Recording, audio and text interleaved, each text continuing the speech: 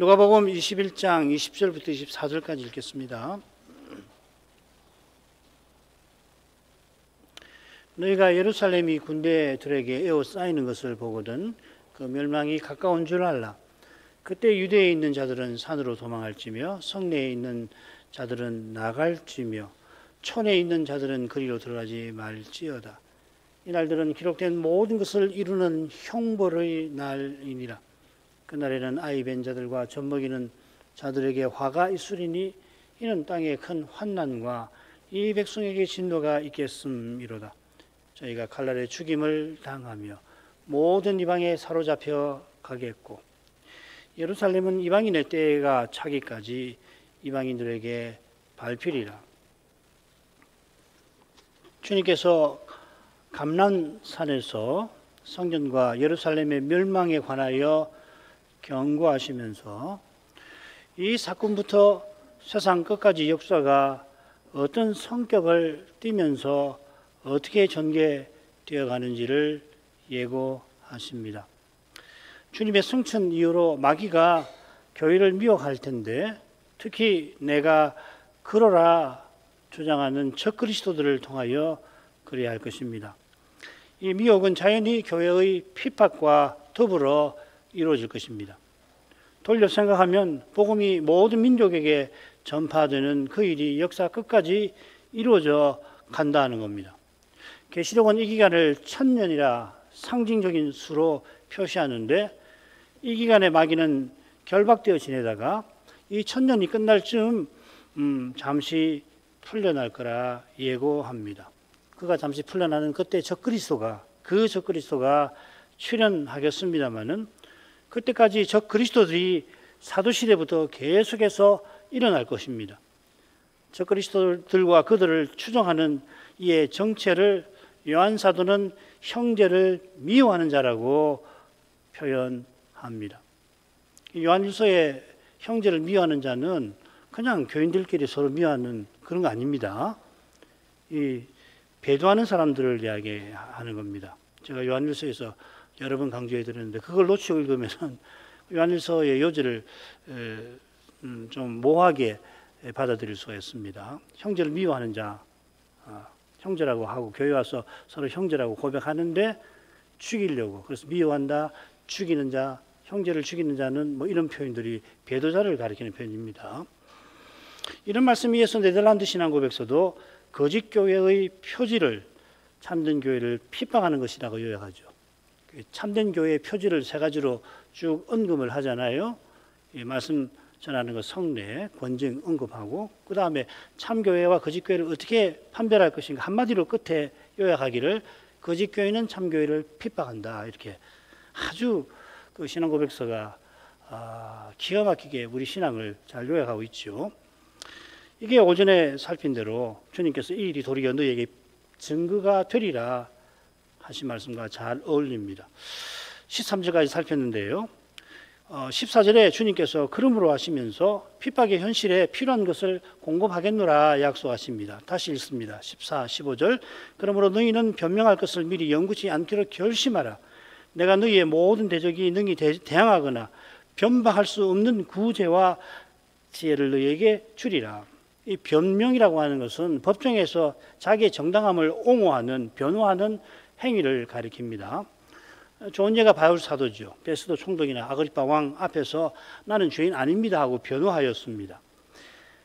바울 사도가 이방인을 데리고 성전에 들어가 제사한 게 아닌데 유대인들이 그런 혐의로 그를 죽이려고 할 때에 천부장이 바울을 구출하지요. 그런 바울을 죄인으로 만들어 죽이려고 공회가 총독에게 가서 고소하였던 겁니다. 사도가 총독과 유대 왕 앞에서 지혜롭게 변명하다가 마지막에 내가 황제에게 호소하노라 하고서 로마로 가게 됩니다. 이처럼 핍박의 현실에서 변명하는 것은 잘못이 아니고 오히려 변명을 통해서 바울 사도는 맡은 사명, 내가 로마도 보아야 하리라, 또 로마를 지나서 스페인으로 가는 선교 사명을 계속 이루며 나갔습니다.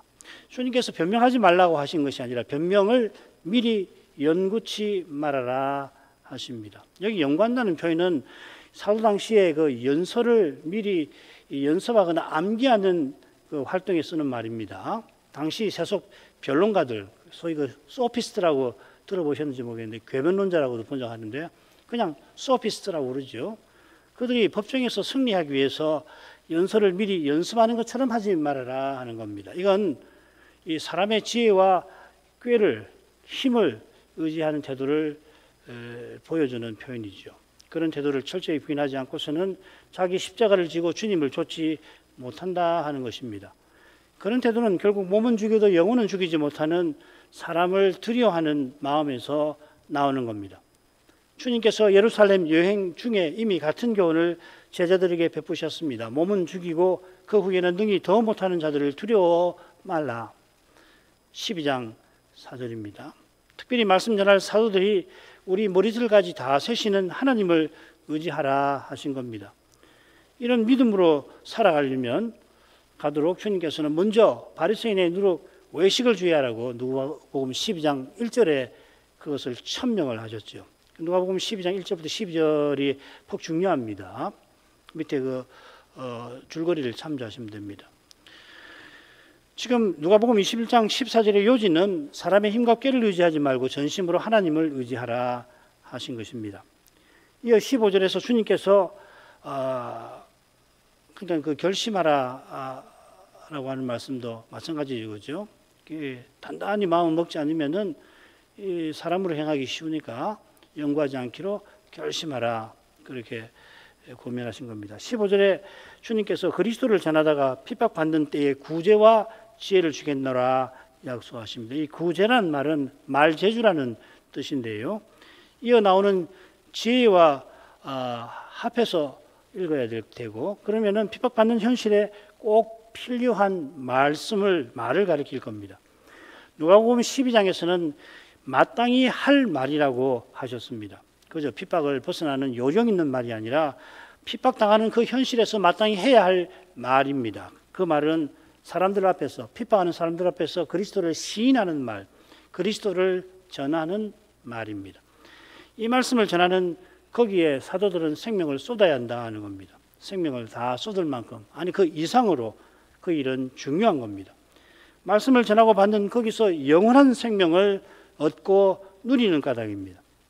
이 영원한 생명을 누리라고 오늘도 하나님은 믿는 우리만 아니라 무사람에게 생명과 호흡과 만물을 주고 계십니다. 자, 바로 이제 이런 점에서 너희의 모든 대적에 능히 대항하거나 변박할 수 없는 그런 지혜를 주겠다 하신 뜻을 살펴보십시다. 주님께서 안식일에 18년 동안 몸을 펴지 못하는 여인을 고쳐주실 때에 이 은혜로운 일을 바리새인들이 반대를 하지요. 그들은 안식일이 되면 자기 소나 나귀를 마구에서 풀어내어 가지고서 그 짐승을 끌고 와서 물을 먹이는데 주님이 그 일을 언급하시고서 아브라함의 이 딸을 안식일에 그 매임에서 풀어주는 것이 합당치 않냐냐 그들에게 이 말씀을 하시니까 모든 반대하는 자들, 이 대적하고 같은 말입니다. 여기 대적이라는 말하고 모든 대적들이 부끄러워하였습니다. 이처럼 죄와 사망의 권세에서 해방해 주시는 이 그리스도를 순전하게 전하는 말씀은 거기서 주의 영광이 드러나므로 아무도 대항하거나 반박하지 못하게 할 것입니다. 그리스도를 위하여 자기 목숨마저 기꺼이 버리려 하는 일을 누가 무슨 수로 꺾을 수가 있겠습니까? 게다가 주님이 보호하시는데 그런 사람에게 주께서 마땅히 할 말을 주겠노라 하신 겁니다. 마찬가지로 마땅히 할 말을 누가복음 12장 12절에서는 성신께서 그때에 너희에게 가르치실 거다 라고도 하셨습니다. 이 주제가 이틀 지나 목요일 밤 마가의 다락방에서 주님이 심오하게 가르쳐 주시겠습니다. 요한복음 16장 특별히 15장에도 나옵니다만은 두 번째 핍박 예고로 가보겠습니다. 16절부터 19절 심지어 부모와 형제와 친척과 벗이 너희를 넘겨주어 너희 중에 몇을 죽이게 하겠고 또 너희가 내 이름을 인하여 모든 사람에게 미움을 받을 것이나 너희 머리털 하나도 상치 아니하리라 너희의 인내로 너희 영혼을 얻으리라.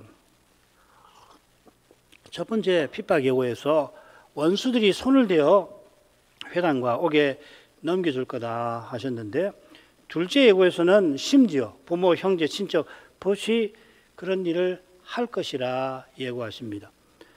더욱이 이 세상에서 가장 가까운 이가 죽이는 일도 있을 거다 하셨습니다. 이 세상에서 가장 가까운 이가 이 세상에서 누구보다 주님의 제자를 예수님 때문에 미워할 거다 이 말이죠. 이런 식의 미움은 이 세상에서도 참 이상한 일이죠. 이것은 모든 사람에게 미움 받을 거라 하신 데서도 드러납니다. 온 세상을 떠들썩하게 하는 그런 중범죄자도 뭐 드물긴 하지만 동정하는 사람이 있어요. 그런데 내 이름을 인하여 모든 사람이 주님의 제자를 미워할 것이라 하십니다. 이런 일은 특별히 이 세상에서 아직 일어나지 않은 일, 장차 세상 끝에 가서 일어날 일인 것도 같습니다. 온 세상이 적그리스도를 추종하는 그런 때에 이런 두려운 일이 가장 살벌하게 이루어지겠지요. 그런 두려운 현실에 비추어 이어나오는 말씀은 다소 의외입니다. 너희 머리털 하나도 상치 아니하리라. 누가복음 12장 7절에도 나왔지요. 하나님께서 우리 머리털까지 다 세신다 하셨습니다. 우리도 특별한 경우가 아니라면, 무슨 질병이 있거나 한 경우가 아니라면 우리 머리카락에 무신경합니다. 우리도 신경 쓰지 아니하는 그런 머리카락인데 하나님께서는 한 올도 허투루 바닥에 떨어지지 않게 하십니다. 그처럼 상치 아니하게 하십니다. 우리가 핍박에 목숨을 잃을지라도 주님의 자비하신 손에서 아무도 우리를 빼앗아가지 못하게 하십니다. 그처럼 온 세상이 적그리스도와 함께 달려드는 그런 때라도 주께서는 자기 제자를 능히 보호하십니다. 망하지 않게 하신다 이 말이죠. 주의 입에서 나오는 그 예리한 검, 말씀으로 적그리스도와 그 군대를 마침내 멸하실 것입니다. 자, 이런 내용에 비추어서 너희의 인내로 너희 영혼을 얻으리라 하는 말씀을 보십시다. 마태복음에 비슷한 말씀이 이렇게 나옵니다. 그러나 끝까지 견디는 자는 구원을 얻으리라. 여기 인내라는 말의 동사가 여기 견딘다입니다. 영혼이라 새기난 말은 생명이라고 새겨도 됩니다. 인내로 생명을 얻는다 하는 말씀은 믿음으로 구원 얻는다는 고백과 사실상 같으지요. 주님께서 주님을 전심으로 믿는 교회와 신자를 끝까지 붙드십니다. 그처럼 주님은 복음을 세상 끝까지 전하시고 주님의 교회를 끝까지 세워나가십니다. 주님께서 주님의 교회를 역사의 길에서 저 영광의 목표로 이 순간에도 이끌고 계시는 겁니다. 그 영원한 목표에 도달하는 거기서 우리의 구원이 완성됩니다. 완성된 구원은 육체의 부활을 통하여 그리스도와 같아지는 그것입니다. 이런 말씀이 얼마나 담긴 교훈이 큰지 잘 아실 것입니다. 우리 성경에서 말하는 구원은 이 개인주의가 아니잖아요, 그죠?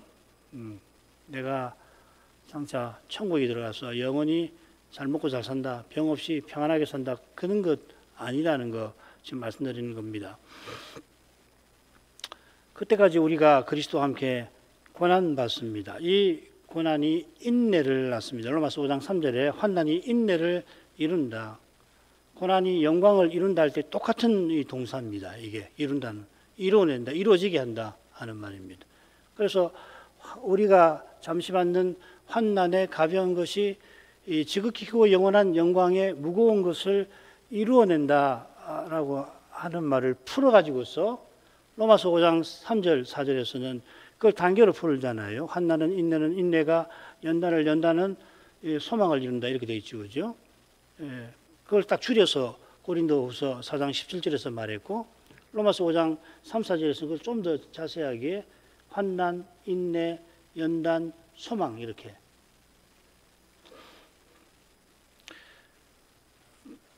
오늘 읽은 부분 들어가죠. 이 오늘 읽은 부분이 이 감람산 강화 한가운데 나오고 제자들이 매우 궁금한 질문에 직접적인 대답이 됩니다. 이 부분의 줄거리를 보십시다. 20절 멸망이 예루살렘 멸망이 가까이 왔다 하시고 21절 그날이 오면 예루살렘에서 도망치고 거기 들어가지 말아라 하는 거고요. 22절은 그 멸망의 날들은 기록된 모든 것을 이루는 형벌의 날이다. 23, 24절 상반절은 그날에는 화가 있을 거다. 그 다음 24절 상반절, 예루살렘은 이방인의 때가 차기까지 이방인에게 밟힐 거다. 이 다섯으로 나눌 수 있습니다. 이 둘째와 넷째 21절과 23, 24절 상반절은 예루살렘 멸망이 얼마나 끔찍한 일인가를 이 두 부분에 설명하고 있습니다. 서로 짝을 이루는 겁니다. 왜 거기서 도망하고 거기 들어가지 말아야 되느냐. 거기서 임하는 화가 그렇게 무섭다는 이야기죠. 아직 멸망하기 전이면 거기서 도망해야 하고 멸망 중이면 거기서 화를 당합니다. 홀수 부분은 예루살렘 멸망을 가리키는 징조, 그리고 그 멸망의 의미, 그리고 그 멸망의 후속되는 결과를 다루고 있습니다. 좀 구분이 되죠, 그죠? 이 홀수 부분이 예루살렘 멸망의 얼개와 같은 역할을 하고, 그 멸망의 내용은 둘째와 넷째 부분에서 거기서 당하는 화가 멸망의 정도가 무엇인지를 구체적으로 다루고 있습니다. 짧지만은 매우 정교하게 다루고 있습니다. 자, 이런 줄거리에 따라서 간략하게 보시죠. 20절, 너희가 예루살렘이 군대들에게 에워싸이는 것을 보거든 그 멸망이 가까운 줄을 알라. 주님께서 예루살렘 멸망이 가까운 징조를 먼저 알려주십니다. 군대들이 예루살렘을 에워싸고 있는 그것이 징조라는 겁니다. 마태와 마가복음에는 좀 다르게 되어 있습니다. 멸망에 가정한 것이 거룩한 곳에 선 것을 보거든. 그 다니엘서 이야기거든요. 그래서 읽는 자는 깨달을 진저 이렇게 하죠. 이 다니엘서에 나옵니다. 다니엘 9장 26, 27절을 보면 한 왕의 백성이 와서 로마죠, 그죠? 그 성읍과 성소를 회파하려니와 미운 물건이 날개를 의지하여 설 것이며, 멸망에 가정한 것이 날개를 의지하여 설 것이며, 날개가 독수리, 로마 군대의 그 문양에 있는 독수리를 가리킬 수 있습니다. 이게 68년쯤에 일어나게 됩니다. 68년부터 70년. 주님께서 군대들이 에워싸는 것을 보면 멸망이 가까운 줄을 알라고 하십니다. 마태복음에서는 이 다니엘의 예언을 언급하시고는 읽는 자는 깨달을진저 하시죠. 그런데 누가복음에서는 그 다니엘서의 예언을 해명을 해주시고 군대들이 에워싸는 거다. 다니엘이 예고한 멸망에 가정한 것이 거룩한 곳에 쏜다. 멸망에 가정한 것이 날개를 의지하여 설 것이라고 한 건데 그거는 군대들이 에워싸는 거다. 그렇게 해명해 주시고 해명하신 일을 볼 때에 내 말을 기억하라 하신 것입니다. 그러려면은 그냥 되는 게 아니고요. 34절, 마지막 부분이 중요하죠. 스스로 조심하고 항상 기도하며 깨어 있어야 아는 겁니다. 그렇게 안 하면은 마음이 둔해져서 뜻밖의 그날이 덫과 같이 임할 것입니다. 분명히 징조에 대해서 말씀하셨는데 모르는 거죠. 징조를 봤는데 도망치지 않고 그래서 덫에 걸리는 것처럼 그 예루살렘에 있다가 망한다 이 말씀이죠. 예루살렘 멸망 직전에 이 기독교 신자들이 예루살렘을 떠나서 유다 강요로 피신했다는 역사가 있잖아요. 달리 말하면 그들은 주님의 말씀을 마음에 새기고 살았고 깨어 근신한 덕분이겠죠. 아무리 이렇게 말씀해 주셔도 깨어 있지 않으면은 그 일을 봐도 뭔지 모르는 거죠. 하나님 말씀을 배웠는데도 그 일이 눈앞에 벌어져 있는데도 그게 말씀과 이 말씀에서 말하는 그 현실이라는 걸 알아챌 수가 없는 거예요. 꼭 이런 멸망만 아니고요. 참 인생이 얼마나 미련한가 어리석은가 하는 것을 그런 데서 잘 깨닫는데 항상 늘 깨어서 하나님 말씀을 가까이 하고 말씀을 기도하지 않으면 안 됩니다. 장차도 그럴 거예요. 장차도. 성경이 분명히 이야기했거든요. 적그리스도가 자기를 높여서 자기를 신처럼 숭배하라고 할 것이다. 그에게 절하지 아니하면은 며칠이라도 죽일 거고 짐승의 표를 받으면은 매매조차 못하게 할 거다. 그렇게 경고하셨는데도 보십시오. 깨어있지 않으면은 절할 수밖에 없습니다. 먹고 사는 것에 인생은 매여 있어서 육의 몸에 썩는 문제가 얼마나 심각하고 얼마나 날마다 절실합니까? 먹고 사는 데 매이면은 별 수 없어요. 예수님께서 그런 데서 벗어나게 해주시려고 세례 받으신 후에 광야에 가서 이 돌들을 떡으로 만들어 먹으라 하는 마귀의 시험을 받아 주시고 이겨내신 거 아니에요. 달리 말하면 예수님께서 아버지를 형제들에게 선포하시는 예배가 실로 중요합니다. 이 예배가 계속해서 이 예배를 드리고 이런 말씀을 듣지 않고서는 아무도 장담 못합니다. 인생은 아무것도 아닙니다. 인생은 실로 연약해서 주께서 붙으시지 않으면 그 시로 넘어지는 게 인생이에요. 21절 그때에 유대에 있는 자들은 산으로 도망할지며 성내에 있는 자들은 나갈지며 촌에 있는 자들은 그리로 들어가지 말지어다. 주께서 말씀하신 일이 일어나면 멸망할 성에서 도망쳐야 하고 그처럼 그 성으로 들어가지 말아야 합니다.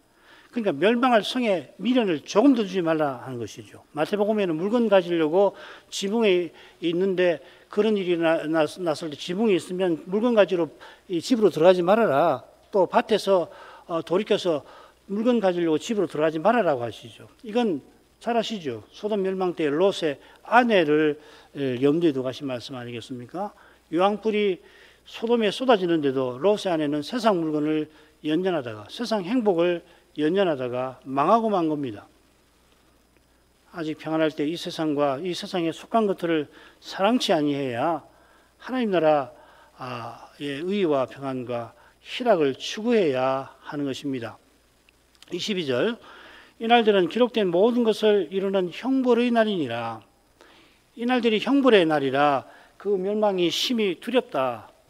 왜 이렇게 해야 되느냐 하냐면은 그날이 멸망의 날이기 때문에 그렇다 이렇게 하셨습니다. 이 멸망이라고 형벌이라고 새긴 이 낱말이 누가복음에 2번 더 나오는데 이 과부와 불의한 재판관 비유에 2번 나옵니다. 거기 뭐라고 번역되어 있냐면 풀어서 번역을 해놨습니다. 원한을 풀어줌. 한자말로 하면 신원이죠, 그죠? 펼신자에 원한 할 때 원. 누구의 원한인가 그러면 이 비유에서도 이미 나오지만은 택하신 자들의 원한이라고 했는데 여기서는 누구의 원한이냐? 예루살렘이 죽인 선지자들의 원한입니다.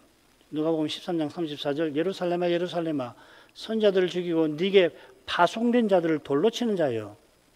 그래서 망한다는 거죠. 네 집이 황폐하게 될 거다. 예루살렘에 파송된 선지자 중에 그 선지자 그리스도도 계시죠. 바로 이 사실 때문에 예루살렘이 그리스도를 메시아를 죽이는 죄 때문에 창세 이후로 흘린 모든 선지자의 피를 이 세대가 담당하리라. 예루살렘이 망할 거다 하시는 것입니다. 이게 악한 포도 농부 비유에 담아두신 교훈의 핵심에 속하죠. 선지자들이 오실 메시아의 그림자들이라 오실 메시아를 죽인 죄가 그만큼 심대한 겁니다. 그 죄를 하나님이 친히 갚으십니다. 예루살렘의 멸망은 마찬가지로 기록된 모든 것을 이루는 일입니다. 모세오경에 있는 언약문을 보면 이 일들이 예언되어 있죠. 레위기 26장, 민수기 28장 같은 데서 말이에요. 그리고 이후 선자들도 똑같이 예언했습니다. 이사야, 다니엘, 또 미가, 그 외에도 열왕기 상에도 있고요. 시편도 물론 있고요. 하나님께서 말씀하신 일은 반드시 이룹니다. 하나님께서 친히 이루시는 까닭에 사람의 생각을 넘어서는 방식으로, 이게 거룩함이죠. 하나님은 그 일을 거룩하게 이루시는데 하나님께서 거룩하게 이루신다는 것은 사람의 생각과 경험을 넘어서는 방식으로 이루신다는 겁니다. 바울 사도는 평안하고 안전하다 할 그때의 멸망이 호련히 이를 거라고 경고하고 있습니다. 사람 생각에 멸망이 전혀 들이닥치지 않을 역사의 이래로 가장 평안하고 안전하다고 그렇게 장담할 만한 그런 때에 경고하신 주의 날이, 멸망의 날이 호련히, 그래서 도둑같이 임한다 하셨습니다. 이 말씀을 새기고 깨어 근신하는 교회와 신자만이 그 날이 도둑같이 임하지 아니할 거라고 덧붙였습니다. 그 이유가 뭐겠습니까? 참된 교회와 신자는 어떤 사람입니까? 주 예수여 속히 오시옵소서 기도하며 그리스도와 같아지게 될 그날을 간구하는 사람들이라 그렇잖아요. 우리가 신자로 살아간다, 우리가 믿음으로 살아간다고 할 때 그 실질력이 여기 있는 거예요. 속히 그리스도와 같아지는 그 부활에 이르게 해주시기를, 주 예수께서 속히 오셔서 나를 주님과 같아지게 해주시기를 바라는 거거든요. 이런 마음은 자기 소명을 통해서 그리스도를 드러내는 만큼 깊어지는 거예요.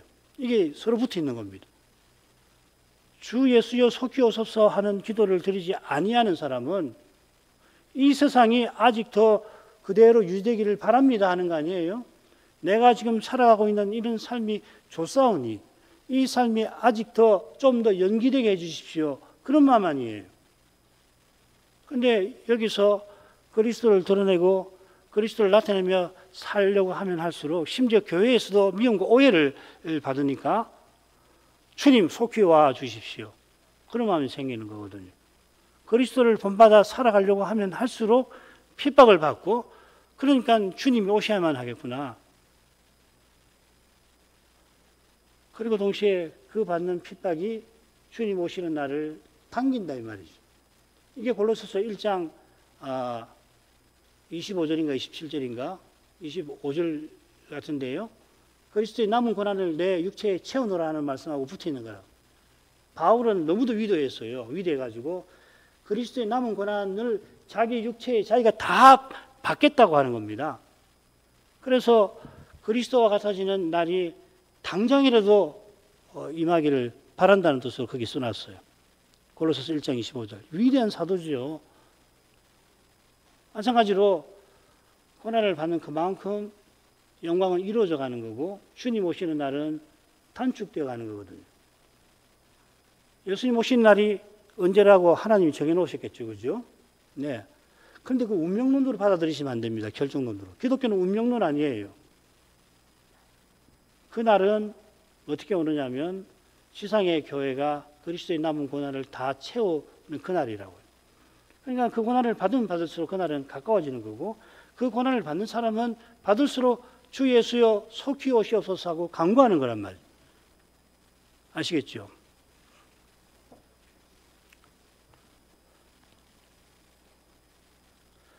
그런 심정과 태도로만 믿음의 길을 끝까지 걸어가는 겁니다.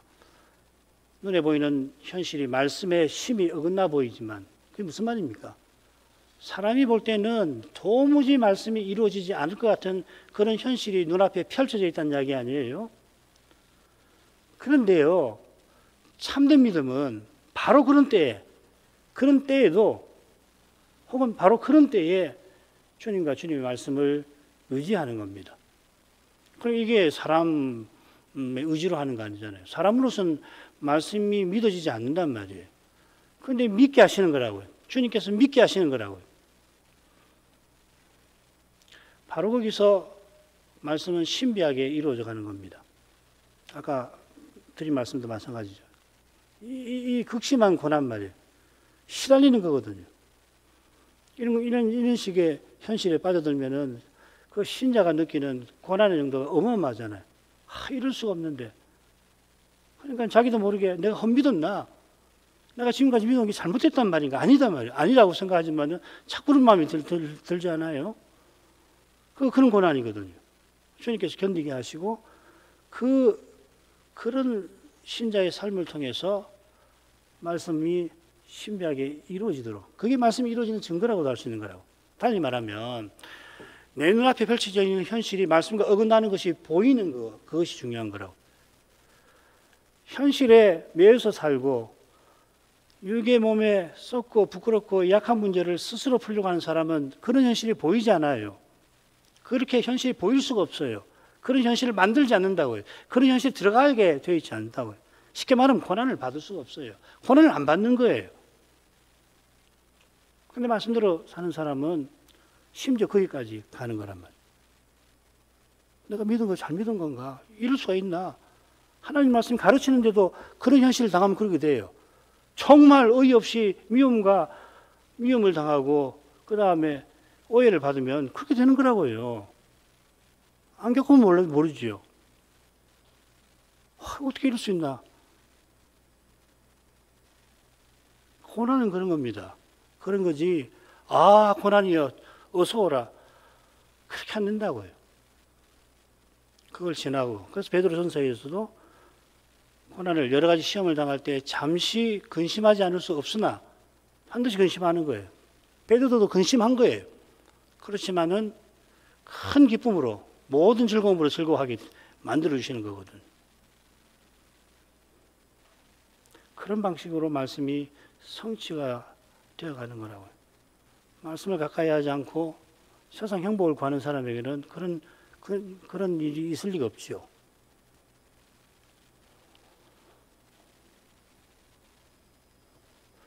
하나님께서 말씀하신 대로 심판하시듯이 약속대로 구원하십니다. 이게 함께 일어나는 거죠. 그 다음으로 가죠. 그날에는 아이 벤 자들과 젖먹이는 자들에게 화가 있으리니 이는 땅에 큰 환난과 이 백성에게 진노가 있겠음이로다. 저희가 칼날의 죽임을 당하며 모든 이방에게 사로잡혀 가겠고 창세 이후로 흘린 선자의 모든 핏값을 갚는 그런 형벌의 날이라 그날에 있을 화가 얼마나 무섭고 끔찍한지 모른다 이 말입니다. 유대인 역사가 중에 요세푸스라는 사람이 기록을 남겼습니다. 예루살렘 멸망에 대한 글들이 어디 번역되어 있을 겁니다. 관심 있으면 한번 도서관 같은 데 찾아서 한번 읽어보십시오.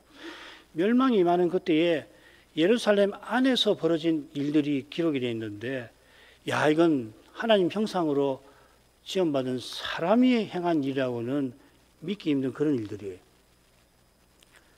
특별히 이 아이 벤 자들과 젖먹이는 자들에게 화가 있을 거라 하셨죠. 이것은 성안의 형편이 기근이 극심하거든요. 매우 먹을 것이 거의 떨어져요.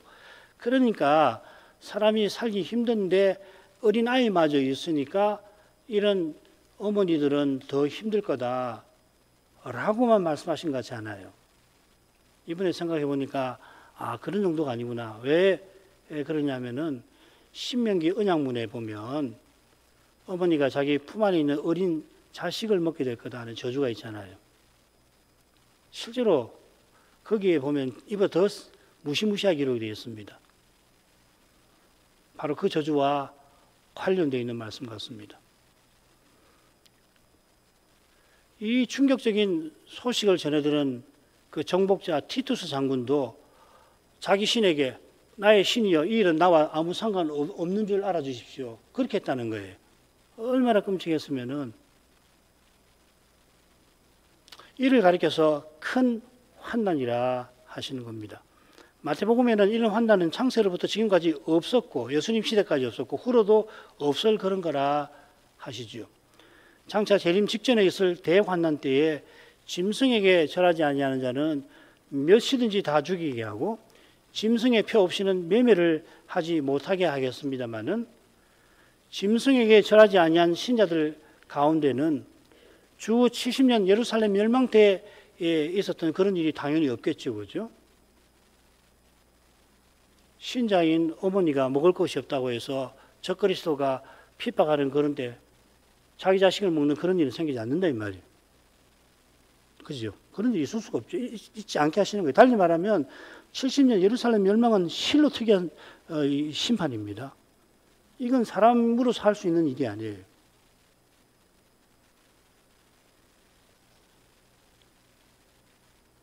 그 다음으로 참고로 여기 큰 환난이 대환난이라고 해석하는 분들이 계십니다. 이건 좀 말씀을 드려야 되겠습니다.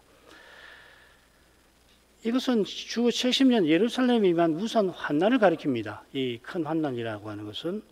그런데 이 큰 환난을 대환난이라고 해석하는 분들이 두 부류가 있습니다.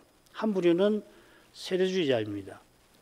이들은 여기 이 큰 환난은 예루살렘 멸망이 아니고 재림 때 있을 환난이라고 해석을 해요. 그래 이 환난이 창세기 이래 주님 시대까지 없고 후에도 없는 것이라 마지막 환난이라고 하는 겁니다. 그런데 이 해석은 일단 문맥과 잘 어울리질 않습니다. 이 환난을 당하는 이 백성은 배도한 유대인들이고 그들은 칼날에 짚고 이방에 사로잡혀 갑니다. 대환난 때 마지막 환난 때 이런 일이 있지 않잖아요. 우리가 아는 마지막 재림 때는 세대주의자들은 그래서 복잡해요. 예수님의 재림이 두 번 있어야 되고 뭐 그렇습니다. 유대인의 왕국, 천년왕국은 유대인의 왕국이고 그렇게 해석을 복잡하게 하는데 그렇게 볼 수가 없습니다. 후에도 없다고 하신 것은 앞서 살핀 대로 재림 직전의 대환난에도 그런 끔찍한 일은 없다고 보는 것이 좋겠죠, 그죠? 그때는 신자들이 특별히 환난을 당하는 거 아니에요. 대환난 때는. 신자들 안에 그런 일이 있을 리가 없죠. 다른 부류는 큰 환난이 계시록에서 말하는 대환난이고 따라서 예루살렘 멸망으로 대환난은 지나갔다고 주장하는 겁니다. 이 개혁파 신학자들 가운데 이런 주장하는 분이 많이 있습니다. 대환난은 없다 이제. 앞으로 예수님 재림하실 때도 그런 환난은 없을 거라고 해석하는 겁니다. 이분들이 이 요한계시록 해석파 중에 과거론자라고 그럽니다. 계시록의 대부분이 예루살렘 멸망과 그 전에 일어날 징조에 관한 예언들이고 따라서 감난산 예언도 예루살렘 멸망에 관한 예언이라고 보는 겁니다. 그러나 70년 예루살렘 멸망 때는 큰 환난입니다. 영어로 하면 A Great Tribulation이고요. 계시록에 장차올 그 환난은 the가 붙어 있습니다. The Great Tribulation입니다. 대환난은 자기를 신이라 높이는 짐승에게 경배하지 아니하는 신자가 특별히 겪는 고난일 것입니다.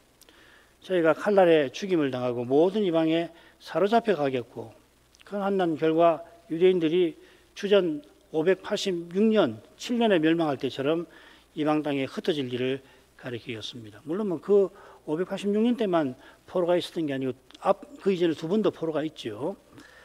요세푸스는 예루살렘 멸망 때 죽은 이가 110만 명이고 포로 잡혀간 이가 약 10만 명이라고 보고합니다. 이 흩어진 유대인들을 디아스포라, 이 디아스포라가 이때 생긴 말입니다. 예루살렘 멸망 때 포로로 잡혀간 자들을 디아스포라라고 하고 이 디아스포라라는 말이 그때 만들어진 거거든요. 그 이후로 뭐 유대인만 아니고 흩어져 있는 어떤 민족이 흩어져 사는 것을 디아스포라라고 일반적으로 씁니다만은 본래 디아스포라가 이들을 가리키는 겁니다. 24절 하반절을 간단히 생각하고 마치죠. 예루살렘은 이방인의 때가 차기까지 이방인들에게 밟히리라. 이게 해석학파에 따라서 의견이 분분합니다만은 이방인의 때는 부활 후 주님께서 그의 이름으로 죄사함 얻게 하는 회개가 예루살렘으로부터 시작해서 모든 족속에게 전파될 그때와 붙어 있는 것 같아요. 꼭 그때를 가리킨다고 단정하기 어려운데 그때와 붙어 있습니다. 마태복음, 마가복음에는 복음이 모든 민족에게 전파되는 그 일에 관한 예언이 이 대목에서 나오죠. 그 예언과 관련된 것이 이 구절인 것 같습니다. 그러니까 이방인의 때가 찬다는 것은 복음이 모든 민족에게 전파되는 일이 이루어지는 그 일과 겹치는 것 같습니다. 겹치지만 동일하다고 보기는 어렵습니다. 그 이유가 그때까지 예루살렘은 이방인들에게 밟힐 것이라는 예언과 붙어 있습니다. 만일 이방인의 때가 찬다라고 하는 것이 로마서 11장에 있는 이방인의 충만이 들어오는 것을 가리킨다면 그걸 둘러보는 해석이 있거든요. 해석이 크게 둘입니다. 이 해석이 유력한데 대개 이제 이방인의 때가 찬다는 것은 로마서 11장에 있는 이방인의 충만한 수가 들어온다는 것이다라고 해석을 하거든요. 만약에 그렇다면 좀 문제가 생겨요. 왜냐하면 예루살렘을 1967년 6월 6일 전쟁에서 이스라엘이 회복한 거 아니에요. 예루살렘 통제권을 그때 이스라엘이 회복했잖아요. 그러니까 이방인의 때, 곧 이방인의 충만한 수가 들어오는 일은 이미 끝난 것이 되어야 되지 않습니까? 그런 해석 같으면. 그 문제가 있는 거예요. 그런데 실제로는 그렇지 않잖아요. 아직도 복음이 전파가 되고 있지. 이방인의 충만한 수가 다 찬 건 아니지 않습니까? 이런 점에서 김홍전 목사님 해석이 주목할 만하고, 뭐 이런 해석은 뭐 제가 다 찾아보지 않았지만은 이 구절에 대한 아주 유일하게 독특한 해석 같은데 이 해석이 가장 원만하고 또 정확한 것 같아요. 좀 어렵습니다. 이방인의 때라고 하는 용어는 간략하게 말하면 다음과 같은 뜻일 것이다. 주권적인 하나님의 경륜 안에서 모든 나라는 이방인이라고 번역한 말, 열방이라는 말도 되거든요. 각기 자신의 때를 갖고 있으며 그것은 계수가 되고 있다. 이렇게 해석하는 것이 해석의 난점을 벗어나는 거라 이렇게 주장을 하는 겁니다. 요점 말씀드리면은 하나님께서 거룩한 뜻을 따라 예루살렘이 원하시는 기간만큼 이방인에게 넘겨지게 하신다 라고 말씀하셨다고 우리는 이 구절을 해석할 수가 있겠습니다. 이만큼 하죠. 자비하신 아버지 주님께서 감난산 강화를 십자가 지기 전에 제자들에게 전해주신 그 뜻이 우리 시대의 교회에도 실로 깊은 것을 깨닫고 고백합니다. 주님께서 십자가 지신 일이 역사 시초부터 하나님께서 예언하신 바이듯이 하나님께서 약속하신 그 일이 마침내 다 이루어지는 때가 장차 온다는 이것을 저희는 늘 기억하여야 하겠사오며, 그래서 이 하루도 허투루 지내지 말게 하시고 특별히 어떤 시대를 지나가고 있는지를 늘 깨닫고서 이러한 시대의 주님의 교회는 걸어가야 할 길이 어디인지를 늘 구하고 주께서 보이시는 그 한 걸음을 내디디며 걸어가야 하겠사옵나이다. 오직 성신께서만 그 길을 알게 하시고 걷게 하시는 이것을 이제도 다시금 고백하오며 날마다 이런 고백을 되새기고 되새겨서 참으로 이 시대에 참된 교회를 신자들 하나님께서 긍휼히 여겨주셔서 베풀어 주시는 그 인도를 저희도 함께 받아갈 수 있게 해 주옵소서. 그처럼 저에게 있어야 할 것을 아버지께 구하게 하시고 구한 것을 내려주시기를 간절히 바라보게 하시옵소서. 예수님 이름으로 기도합니다. 아멘.